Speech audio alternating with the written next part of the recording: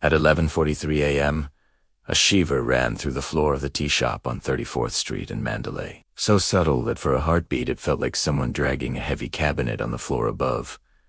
Cups rattled against saucers. A fan chain swayed in a perfect, improbable circle. Across from the window, a nurse named Theory lifted her phone to her ear and almost laughed, because the world shouldn't have an undertow. Then, in a breath, the tremor hardened into motion, a deep animal growl rising from beneath the city. The furniture shifting as if alive. The first shove took the room sideways. The glass door smacked open and banged closed against the jamb. Someone swore. Someone else shouted, "Earthquake," and the word barely had time to form before the second, larger wave rolled through Mandalay like a passing freight train without tracks. The cups went extinct all at once. A metal chair skidded, its legs shrieking against tile. The ceiling fan shivered, spat a spark, and went dead. Outside, the street began to rattle in a staccato that crawled up into bones and teeth. Vehicle horns stuck in a single pleading note. Dogs howling and bolting in nonsensical loops above the low rooftops. A column of powder dust burst from a 4-story tenement as a parapet peeled like bark and came down in chunks into the alley. Terry stood on her chair and yanked at the jammed door lever as the floor pumped under her feet in long bow-backed humps. Somewhere distant, a siren tried to rise and then broke apart into static. The Sagaing Fault runs north to south like a seam stitched through Myanmar, lacing the Irrawaddy Plain with a patient, locked-in anger that geologists measure in millimeters per year. When it ruptures, it is a zipper torn open. In this moment, the zipper teeth were skipping loose, a long segment unzipping beneath Bagan and Sagaing, the rupture front-sizing north and south through compacted alluvium and buried foundations, flinging decades of quiet motion into less than a minute of violence. At the Irrawaddy River's edge near the old Ava Bridge, a ferry pilot named Ong felt the boat shudder in a way no engine could make. The river, that slow, silt-colored thing, turned into a heaving, sloshing basin, the docking lines tightening and loosening with each surge. His deckhands froze. The mooring bollard snapped from the pier and skittered across the wood like a kicked anvil. Ong slammed the throttle to idle and shouted for knives. Cut the lines. Drift clear. Don't let the boat be pulled down by a ripping pier. The boat yawned away from the landing as a row of concrete piles listed like broken teeth. In Bagan, in a monastery yard where acacia shade stitched leaf light on the brick ground, a novice stood with a broom as the ground shifted with a nauseous vertical kick. The red brick body of an old pagoda, patched a dozen times after a dozen quakes, coughed dust from its seams. Mortar popped in little white puffs. A gilded T at the apex lifted and shifted with bewildering grace, and then fell. Bell and crown into the sun-bleached courtyard with a metallic scream that sounded like a struck gong multiplied. In Yangon, office towers flexed like reeds. A bank of elevators went dead between floors and the emergency lights came up in a dim, unwavering orange. A woman in a pencil skirt jammed the stop button and the world kept moving anyway.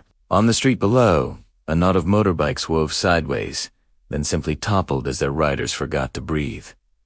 Across the river in Dala, walls shed plaster and stripes. Unreinforced brickwork cracked into spider maps. Someone ran barefoot and, stepping into the doorway, remembered too late what doorways do when frames rack and jam. At the Department of Meteorology and Hydrology in Yangon, a seismologist named Nanda bent over a screen as a short-period drum trace went off scale in a black square wave, the pen thrashing at the edge. He ran a quick magnitude algorithm that was too rough for this size and watched the number churn upward. 6.9, 7.2, 7.6, settling on a red, with more uncertainty than precision.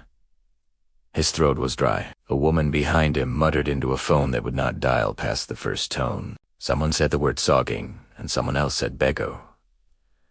And the room was a bright box full of stopped clocks and moving ground. The Irrawaddy drew a hard line through the center of the country. River towns clung to its banks like a procession. In Sagaing itself, on the hillside where the white stupas bead like necklaces, prayer flags snapped in an unseen wind. A chink in the hillside opened the width of a hand, then a splayed hand, then wider. People ran uphill when all their lives their instincts told them to come down to the river. The old bridge, the long one with its steel lattice, like the spine of an ancient animal, made a sound no one there had ever heard before. A deep boom, like a drum struck from within. Theory kicked the tea shop door and it flew. Finally, as the frame eased for a fraction, she stumbled onto the street, her phone still connected to her younger brother who was breathless, shouting over chaos in Bagan. No school, he said. It was a holiday, but people in the market. The roof. The line cut to a hum, an emptiness that demanded you hold the phone out and look at the screen as if it could explain itself. She felt the second-long silence in the city like the long breath between lightning and thunder. Across the street, an old man put both hands on the hood of a car as if to ask it to stop. 47 seconds is not a long time until the ground teaches you how long it can become. A final shudder passed, and the city did not stop shaking so much as it continued to tremble inside people's bodies. The after silence was all alarms and birds. A distant plume of dust unraveled into the noon sky. On the ferry, Young watched as a loose fuel barge drifted broadside on the current, borne straight toward the bridge pier. Engines, he said, and felt the deck vibrate under his feet. Something upstream had shed from a yard, a corrugated shed roof, a half-dozen barrels, a noise like metal arguing with itself. He looked at the pilot house clock stuck forever at 11:44 and reached for the horn with a hand that had trouble finding its shape. The barge yaw was increasing. He calculated angles, as if in a dream. In the Bagan market, stalls fallen together made a puzzle of colors and smells. Turmeric, petrol, banana leaves, hot rain dust though there was no rain. A woman called for her daughter by a pet name, the sweet syllables breaking on a cough that was all dust. The steel roof truss that had arched the central lane lay broken-backed, its diagonals, now learning the new mathematics of weight and pain. Under a pizza sign that no one believed in this far from Yangon, a boy banged at a corrugated sheet with a screwdriver like a chisel. Nunda touched the edge of his monitor with 2 fingers, as if steadying the image could steady the event. Eat, Woolton. A map popped to life with intensity circles crawling from an epicentral blot near Bagan. Colored bands that meant very little to anyone on the street. He looked at the first long-period estimates. The magnitude was no longer a number in motion. It sat hard and square on his screen in a way that rearranged his understanding of the day. He reached for the landline. Field data, he said. Get me anything you can. We need to warn. The building coughed. In the blip that preceded the aftershock, he saw himself as a diagram in a safety poster, frozen in a bad posture. He knelt, not under a desk. There was no time or room, and pressed his head to his forearm as, in the dead second between the sound and the motion, the fluorescent lights went to blackout, screened darkness, the line dead in his hand, and the city surged into motion all over again. Somewhere to the north, a new cloud of dust climbed into the noon light like a signal fire. Somewhere to the south, under thin sheet metal ribs, a trapped voice made a sound like a song without word. The building swayed in a way that felt wet, as if the concrete had turned gelatinous. The aftershock thumped with a different signature than the main shock, shorter, chopping, rapid seizures of motion that made objects rattle and skip across the floor. Nanda kept his eyes closed to keep the world from convincing his inner ear to panic. When the movement smoothed and then subsided, the office had rearranged itself into a field of sharp edges. Paper blew into the hall like thin white leaves. He reached the stairwell before he realized he'd left his shoes under his desk. On the third landing, people clustered on the treads, their voices pitched too high, phones raised like dim lanterns that showed only their peel of light. The building manager kept saying the word outside as if it were a spell. They moved down in broken rhythm, each footfall still expecting the floor to move. At their bottom, the door opened straight into a boulevard singing with alarms. Across the street, a glass facade had buckled. A glitter of safety glass littered the sidewalk like sugar. In Mandalay, Theory ran toward the hospital and found that most of the city had the same idea. The gates had jammed open. Families pushed stretchers, improvised from doors and shutters. The admitting desk nurse had propped a clipboard with a pen on a piece of tape that read name, pain level, bleeding. But the pen kept walking away and coming back in other hands. The triage wall, a whiteboard, became a palimpsest of black slashes. Inside, The ground floor had too many patients to contain, so the staff spilled onto the veranda. After the power blinked and generators shuddered and surged, monitors came back in a tide of beeps. A child's face-streaked mud looked at Theory with impossible focus. "Where is your mother?" she asked, and the child's gaze slid past her as if it had been hooked to a point above the horizon. In Bagan, the fallen T lay flattened into a joke of symmetry. Monks formed chain lines to move brick lumps out of a new path cut through the rubble. The air had turned to grit. A tourist couple, too stunned to find their own spoken language, stood with their hands empty of cameras. At a fracture in the ground that had not existed an hour ago, a village man crouched with a hand to the soil, feeling the small after voices of the earth. Istro clearing. At the Mandalay riverfront, Ong brought the ferry's nose around with gentle throttle, putting the hull between the drifting fuel barge and the old bridge pier. He gave the horn a hard 3-pulse warning, "Get off the bridge," as if anyone still on the pedestrian walkway could parse a code in a moment like this. "Lines," he shouted, and the decans threw coils toward the barge stern bits. The ropes went snake-like tight. A second aftershock bucked the river into chop. A thick washboard of waves ran back against the current. The barge freeboard climbed, dropped.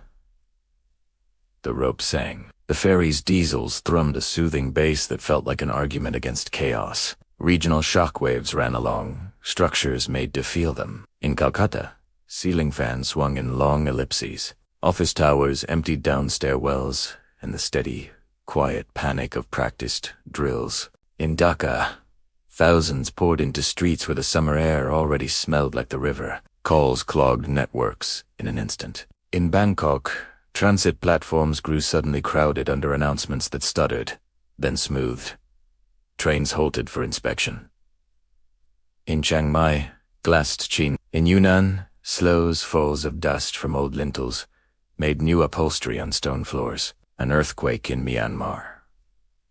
The messages said, a big one. There were no numbers anyone trusted yet. At the department in Yangon, a partial network came back as a sliver. One channel on a radio that hissed more than it spoke. The early assessment crawled. Epicenter east of the Irrawaddy, near Bago. Likely right lateral strike slip on the Sagaing. Depth shallow enough to be cruel. The words severe damage were not a forecast so much as a description of the sensation unspooling from every call that landed. The ocean remained calm. There was no tsunami, but hill roads cracked. Landslides in northern Shan, a trail of blocked switchbacks, villages unreachable in the hour when herding felt most correctable. Thea's hands found a rhythm that kept fear at the periphery. She irrigated a wound that seemed to invent its own edges as she washed. She asked for analgesia that was coming and was not coming. She spoke calm words into faces that had lost all calibration. A volunteer with a dust mask that did little against concrete powder pressed a pack of saline into her palm like contraband. "We're out of splints," someone said behind her, and someone else said, "Then broom handles. Cardboard. We will not be out." At an apartment block on the edge of Bago, the top floor had slid into a bottom floor in a way the architect never imagined. The coarse stair hung in midda. A useless ribbon of steps. From a pucke in the ruins, a voice called for help in a tone that had convinced itself no such help existed. Neighbors already had their hands in the gaps, their nails black with mortar. A man shouted the trapped person's name through the keyhole of a collapsed door. The reply was a whisper of consonants lost under a cough. "Stop!" a woman said. She had the quickest voice in the crowd, which passed for authority. "If we shift wrong, the heavy slab moves. We need to crib." Crib what, though? People moved in narrow aisles between fruit boxers crushed flat and ceramic basins thrown into mosaic. Bamboo poles. Old tires. A jack from a truck that bled hydraulic fluid like a wound. They built their first poor frame under the corner of a wall that was still deciding whether to live or fall. The second aftershock that hour rolled under Nanda, like a promise that there would be more. He found a line on the radio through another department and said the things seismologists say when the map redraws itself. "Don't he? Go back inside. Aftershocks will continue. Check your gas." He heard himself and felt that his voice had borrowed calm.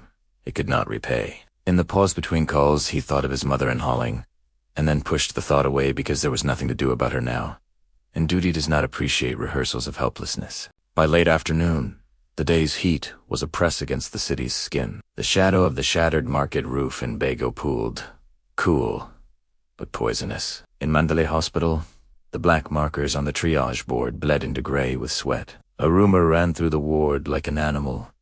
The big dam upriver is cracked. No one could source it. Therry marked a patient's hand with a letter and tried not to hear. She looked at the hallway clocks that had stopped at 11:44 and 11:45 and 11:46 and wished for a clock that would keep going no matter what. Roads were becoming rivers of people. In Sagaing, the monastery yard had turned into a camp within an hour. Tarps thrown over ropes, water barrels lined like soldiers, a line for rice that had not yet arrived. A boy with a radio that looked older than his father walked its antenna around like a divining rod. The ambulance siren that belonged to the town rang hollow in its housing, carving a worry into anyone who could hear it. Therry's younger brother, who had dropped his phone in the first shake, stood on a curb and looked at the building where their aunt lived and tried to find, in the section still upright, a window he could swear was hers. Twilight made the dust into a saffron haze. As the sun set down on the western rim, the power grid winked off in a slow, ragged wave. Not a collapse, so much as a surrender. People shouted when the lights died, as if to outrun the dark. In that first hour of night before the moon had any say, a small group of neighbors at the Bagan apartment ruin held up 3 phones, like votive candles, while the woman with the quick voice worked her hand into a gap. She felt fingers. Warmth that was not her own. A palm pressed desperately back. "Alive," she said. "There's a child in there. We need quiet. We need to listen for where the body is. We need to make a triangle of space around this." Somebody cried softly, a sound they thought was private. A dog lay down among sandals and put its head on its paws, as if in warning for what was coming next. Not closure, not yet. Only the work before the work. The aftershock arrived with a low moan, as if the city itself had decided to protest. The jack popped a millimeter. The slab creaked a paragraph of text that had no translation. Dust fell. The hands at the gap did not leave. The phones flickered and went dim. A voice from within made a sound like a question. The hour after midnight erased the language of ordinary time. Under the green tarp, behind the hospital, the generator chugged a rhythm that steadied the hands of men who were not mechanics, but had become mechanics through necessity. Diesel vapor stitched themselves into the humid night air. Sodium lamps drew wild, clumsy moths that punched their own reflections. The line of stretchers on the veranda had thinned and thickened like the pulse of the city. In the pale of triage, voices lost their personal edges. Pain had a single accent. Theory's world narrowed to the width of a wrist she was threading an IV into.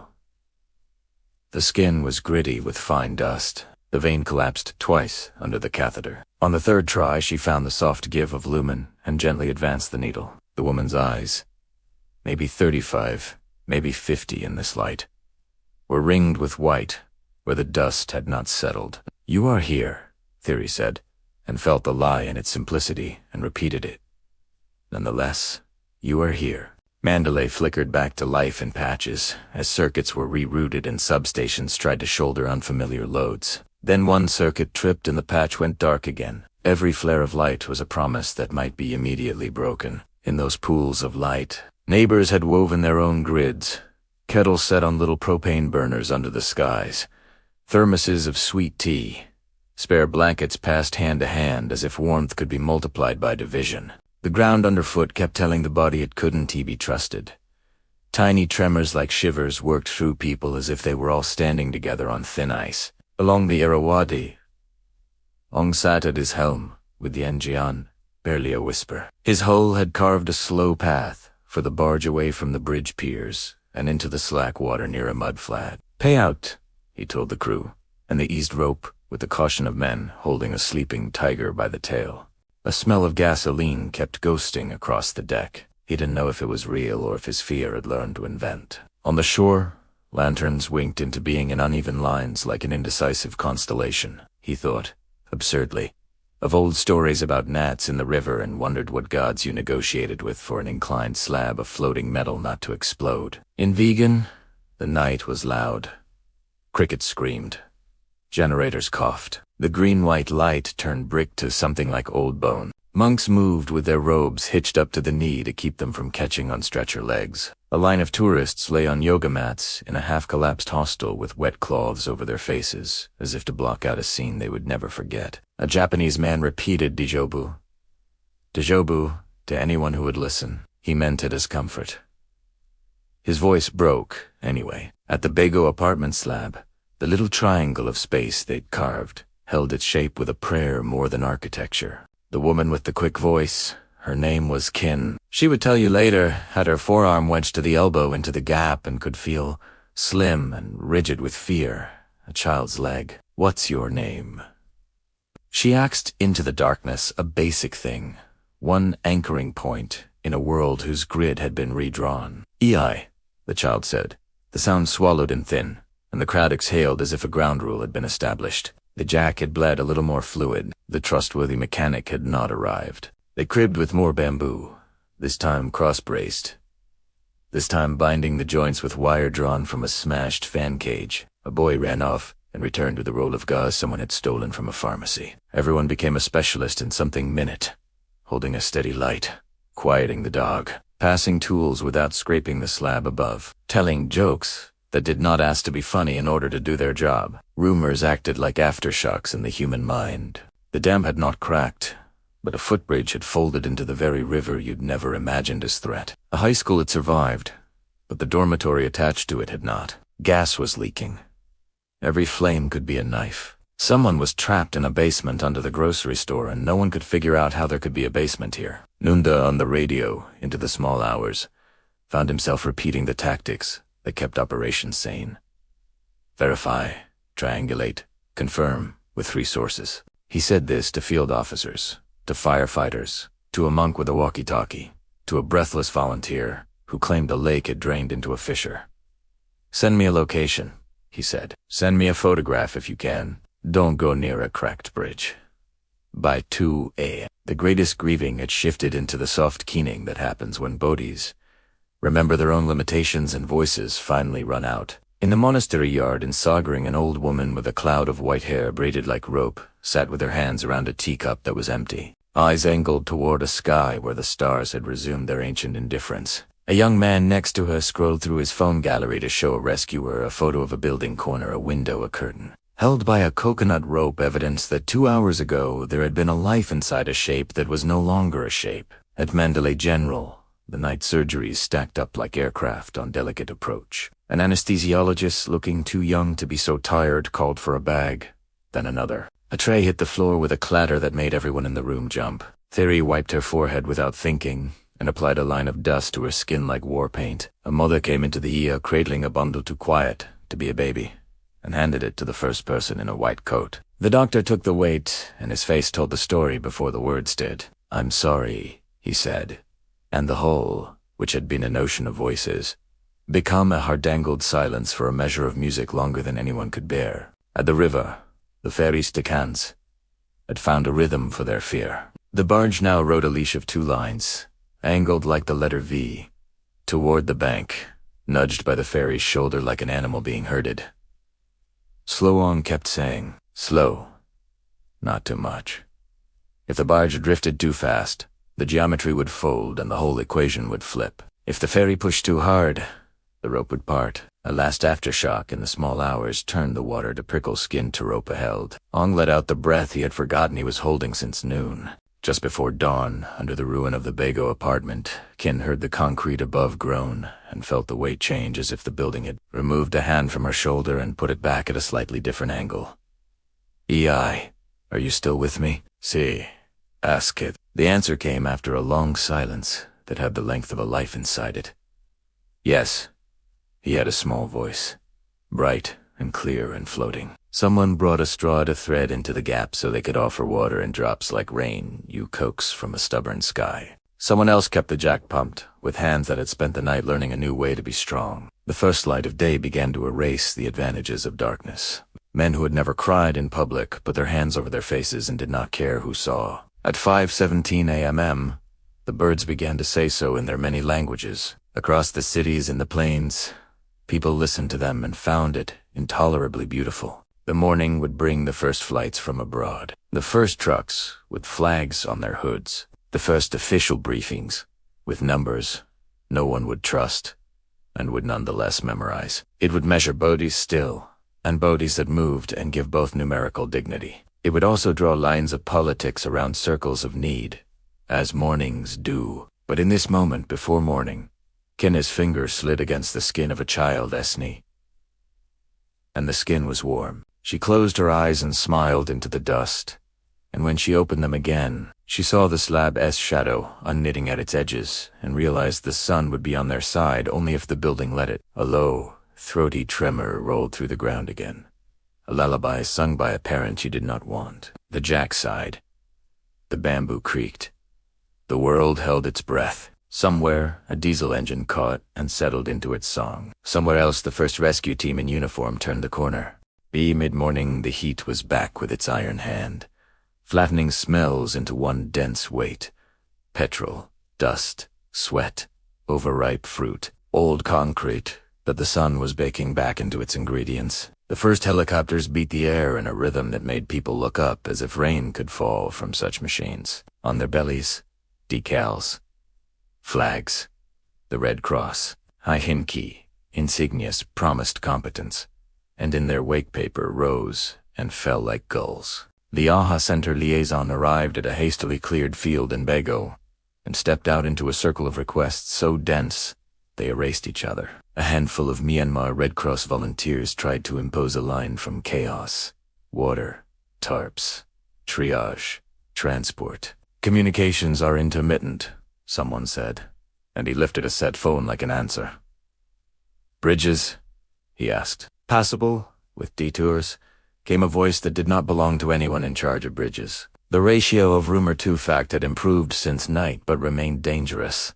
On the AHA map, the red of intensity washed across the page like a bruise, and the icons for landslides dotted the Shan Hills in a clean pattern that did violence to the raggedness of real cliffs. In Yangon, the port cranes stood like tall animals assessing the damage to their herd. Containers that had been stacked with a logic like geometry were now a random novel in 3 dimensions. A fire in a stackyard had been smothered before midnight. Water stood in a black pool where foam dried 2 maps of continents. An engineer with a bad 2-day beard took a transit reading on a crane's tilt and nodded to himself as if to say, "We will live with this angle a while." Urban transport was a trickle. In the central business district, the rhythm of footfall was audible, as is true only on days when wheels fail. The first international team from across the border rolled in from Mesat. Sir Chandraskud trained to move into tilting spaces. Behind them, a small convoy of trucks, with water purification units in their beds, their drivers having negotiated 3 roadblocks, and 2 broken culverts with patients that had the weight of duty. A Thai medic with a patch that said, USAR on his sleeve shook hands with a Myanmar firefighter whose helmet had a crack like lightning. "We do void search," the Thai sighed, and his Burmese counterpart nodded. "We do everything." At the Bagan apartment, the slab rescue had become a scene with concentric circles of silence around it. Kin briefed the USAR team in words as lean as she could make them. She had all the extraneous syllables pressed out by the night. "Gap here. We think 1. Maybe 2. Child responsive." The team set a listening device, a microphone like a little coffin on a coiled tail, and the whole crowd learned what a heartbeat sounded like when translated into graphs and static. The beeps became a perimeter no one would cross. The team slipped in airbags that looked like toys and could lift a ton, sliding them under the edge of the slab-like hands under a sleeping child. "Slow," the team leader said, echoing Ong's river mantra from another world. "Lift is slow." The day's largest aftershock hit just before noon. It began like a cat walking across a plank and finished like a truck piloted by an exhausted man, dumping its load at the wrong address. In Mandalay, a weakened hotel that had held all night gave up with a sigh and fell into its own shadow, a pancake of floors that smashed the memory of furniture into new shapes. The crowd had been standing across the street. By some miracle, dust roared across them like weather. Theory, who had stepped into the sun to tilt a water bottle to her lips, felt the ground do that awful thing again, that sloppy swim, and braced a hand against the hospitalist pillar that everyone had agreed was strong. "Stay out," a doctor shouted. and people obeyed. They had learned this lesson in their bones. On the river, one of the lines on the barge snapped with the sound of a gunshot. The rope flailed and smacked the deck with a terminal thud. The barge spun a quarter turn. Ong felt his chest go cold. "Astern," he shouted, and the engine wind. The screw threw a bloom of brown water. The second line held. He adjusted, gently, as if moving a sleeping child onto a softer pillow. The aftershock shivered the river into faucets.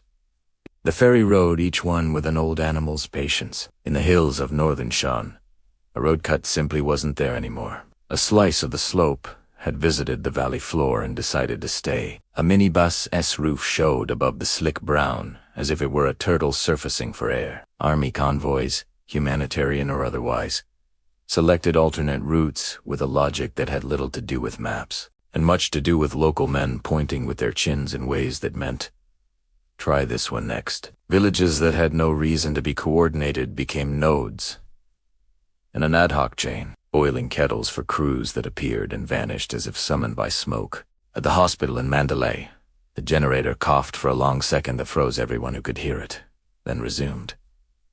Fuel. Theory asked the mechanic team that wasn't he. "A team yesterday. We have 8 hours," one said. "If we siphon from the cars, more."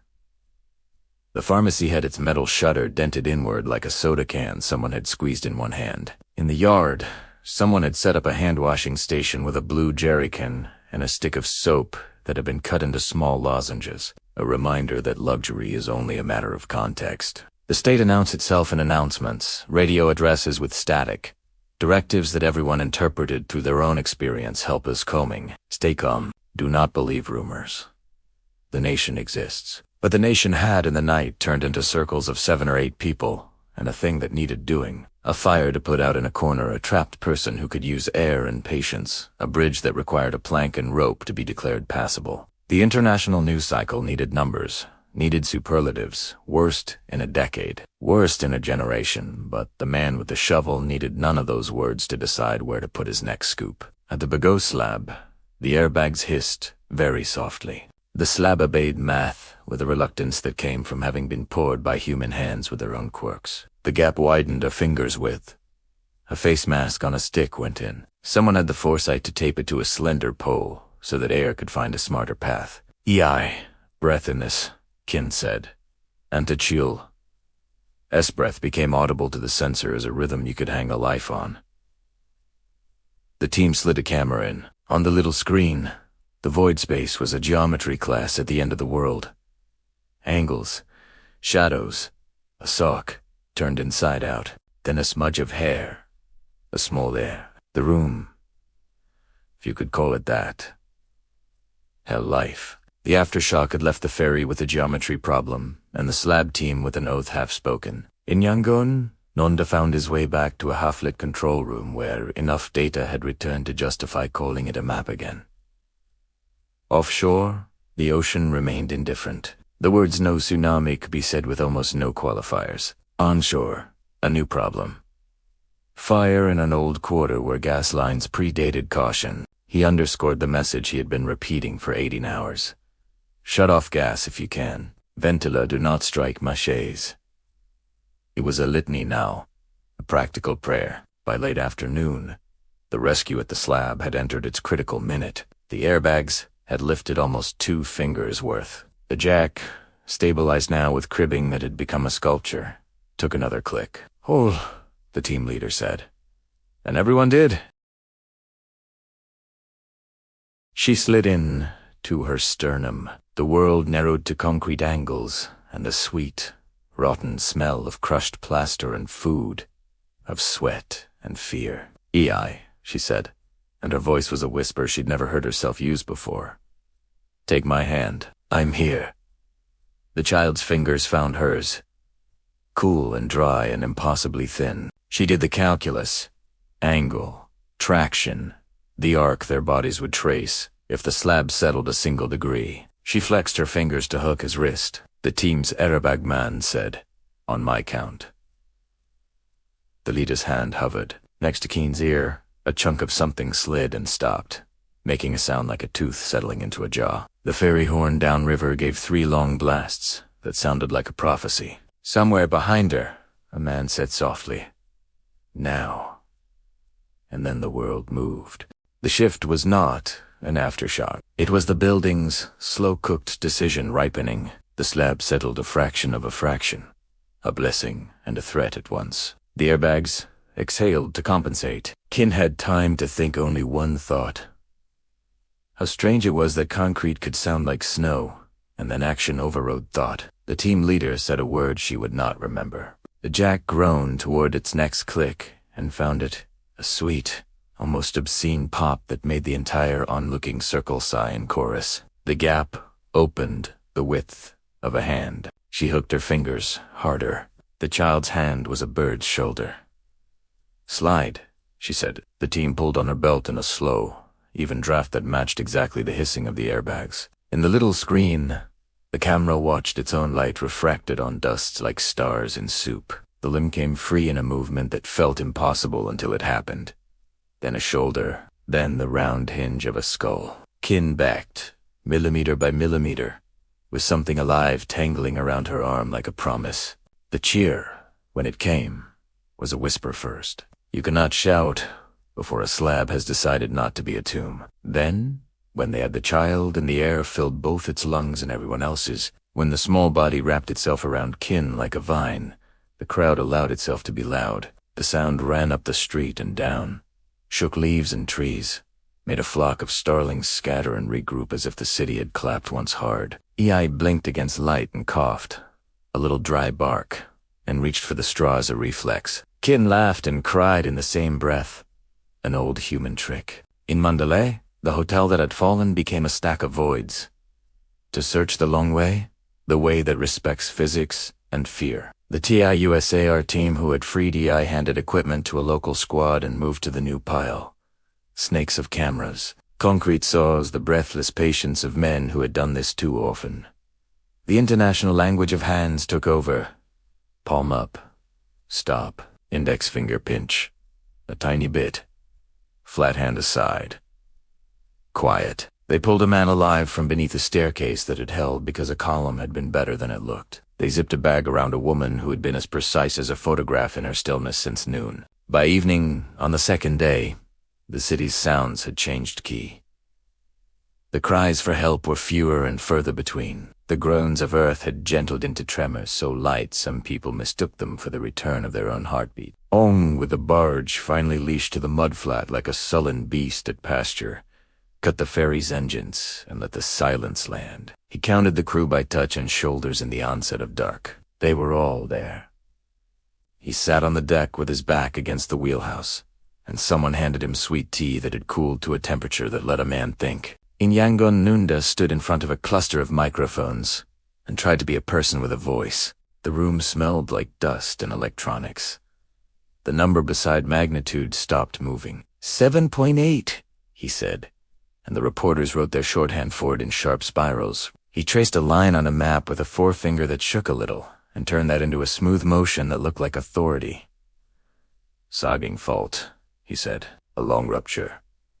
He looked at the camera lenses and felt the truth press forward in him like a hand. The Earth had not done anything wrong. It had delivered the accumulated rent in one brutal installment. The dead were counted and uncounted, a cruel arithmetic. The official number sat for a while and then grudgingly climbed. New reports from a village in the hills added a column. A revised tally from a collapsed dormitory subtracted names that had been duplicated in error. The injuries outnumbered what the hospitals could hold. A field tent sprouted bright as a postcard behind a school. Water trucks carved ruts in dirt that would be mud in the first rain, which had not yet come. Plastic sheeting transformed 1,000 alleys into a city of clear-topped rooms, the light inside them blue-white and candle glow. The regional echo lasted longer than the shaking. In Dhaka and Kolkata, engineers appeared with clipboards and chalk to letter notes on pillars, to bless and condemn. In Bangkok, elevated lines reopened in late sequence. A small crowd applauded a driver simply for opening doors. In Yunnan, an old house gained a crack that a family would tell stories about for years. the line on the wall becoming a running joke that ended in a held hand. Aid flights arrived from India and Thailand and Singapore. From farther afield, the runway at Yangon repaired in a rough patch that thumped as wheels touched down and upflared the unease of every passenger. In Bagan, scaffolding hugged pagodas in new corsets, monks nodding at engineers in a wordless negotiation between the sacred and the safe. The fall of gold from a tea became a story told in patient circles. Small children gathered the tiny plates at the edge of the rubble and stacked them with the serious faces of people performing a ritual. In Sagaing, the hill's fractures were stitched with caution tape, a plea 2 feet that had always gone where they liked.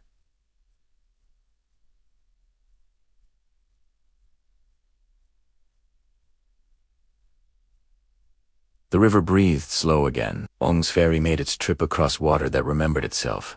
Theory walked home down a street that could not possibly be hers, and yet led to a door that was. The wall clock inside had stopped at 11:44, like all the others.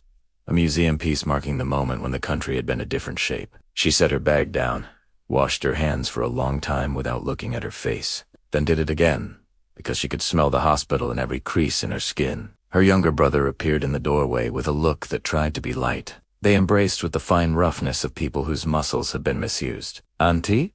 he asked. She shook her head once, then put a kettle on because hands needed to do things that ended in comfort. On the 3rd day, the smell of smoke became thinner. The tent city developed a pattern that almost felt like planning the tree trenches aligned downwind. A kitchen corner, a corner for charging phones at a generator under a tarp. In this neighborhood, a woman organized a list lactating mothers, elderly with mobility issues, diabetics. In that one, a man with a carpentry business built little benches out of scrap. In another, they set up a quiet corner at the monastery, a place where grief had chairs and tea and the right to be exhausting. Engineers walked the new cracks with spray paint, green ticks, yellow triangles, the occasional red X that soft-spoken men delivered like bad news to people who nodded as though relieved to know something at all. The Sagaing Fault, long under the ground, had made itself a tourist to the surface, writing its story across roads and rice paddies and offsets, measured best by the human eye. This line no longer lines up. Surveyors shot lines at bent bridges. The old Ava bridge kept its shape by stubbornness you could mistake for grace. A newer bridge grimaced and bore it. Nunda wrote the technical note he would publish later. Right lateral displacement, rupture length dozens of kilometers, aftershock sequence decaying roughly as expected. He would struggle with the last paragraph. He wanted to say something about how the curve of probability felt nothing like the recursion of fear. How maps do not account for the part where a mother decides in the moment after a shake whether to run back upstairs for a photo album. How ground motion parameters do not capture the taste of dust in the mouth of a child being handed to you through a gap just wider than hope. On the 4th day, the first schools reopened in the cities where buildings had been kissed, but not bitten. On the 5th, a market returned under a canvas roof, and a vendor, with a new nickname he wore like an honor, sold tomatoes near a crack that had become a landmark. A week on, the epicenter had become a coordinate people glared at. On maps like a place with a face, the official toll settled into numbers that would be revised in the months ahead. Most people stopped jumping at the sound of a truck backfiring. Some did not. Some would not for years. Kin walked past the slab that had been a place between breathing and not, and found only rubble now. The edges sharp again with the tiding of heavy machinery. EI sat on a doorstep with a toy truck someone had handed him. He ran it up and down a fracture in the ground as if the road had always had that step. When he saw her, he raised his arm without thinking. The body's memory of the moment it had been saved. She sat beside him and folded his hand into hers without speaking. The dog lay down with its head on their feet, claiming tame. In the end, the ground fell quiet, the way a sea does when the storm goes inland. Not perfectly. Not forever. The aftershocks thinned into little private ghosts that visited at night and made you hold your breath until you remembered you were not the earth. The repairs began. Patch, brace, rebuild, rethink. The phones returned to their robot cheerful pings. For a while, the nation behaved like an orchestra, tuning between movements, instruments, testing notes. Strings tightened, brass cotillas. Then, inevitably, life resumed its usual ragged timing. There would be inquiries. There would be lists. Buildings to retrofit, faults to map more precisely, drills to run and run again. There would be anger contained in polite statements and enshooted village meetings. There would be a stubborn kindness that had gone to work before any directive, before any logoed vest, before any cameraman. A ferry captain who steered a barge away from a bridge without asking whom that would help. A nurse who did not go home for 2 days. A seismologist who said numbers the way you say prayers. A woman who slid her shoulders into a space too small to hold her idea of herself and came out with a child. The story did not end with the last aftershock. It continued in the steel bar, tied more carefully. The homeowner who turned a room into a safe space. The call to move one bed away from one flammable thing. The long, slow study of an old fault with new tools. The ground would split again someday. That is its nature. The nation would count to 60 again with the sound of its own dishes breaking. But between those futures are 1,000 days filled with work and laughter and superstition and the unglamorous labor of resilience. Onteri Berong made his crossing with the same care he always had, because water remembers too. On the hill, in Sagaing, the old woman with the braided hair watched the city learn to breathe again. In the hospital, Theory wrote her name on a slip of tape and stuck it to a wall clock and wound it and set it to the right time, so that something in her day would move forward under her hand. And as people told the story in markets, and on ferries, and in the quiet of kitchens, the shape of it changed a little each time, sanding off a splinter, carving a new notch for a particular courage to fit into. Each retelling made it more bearable, and less, closer and farther. A private earthquake in the mind that could be paused at the moment. The child reached through the dust and found a stranger's hand. If stories like this move you, subscribe for more true events that change the world.